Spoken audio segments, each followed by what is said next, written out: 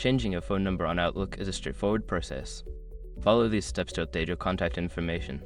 Step 1. Sign into Outlook. Open your web browser and go to the Outlook website. Enter your email address and password to log into your account. Step 2. Access account settings.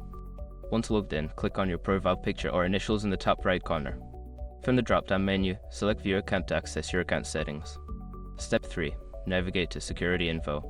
In the Account Settings menu, look for the Security tab on the left side. Click on it and then find the Security Info section to manage your phone numbers. Step 4. Edit phone number. In the Security Info section, you will see your current phone number listed. Click on the Edit option next to your phone number to begin updating it. Step 5. Save changes. After entering your new phone number, make sure to save your changes. You may need to verify the new number through a confirmation code sent via SMS. Once you have completed these steps, your phone number will be updated in your Outlook account.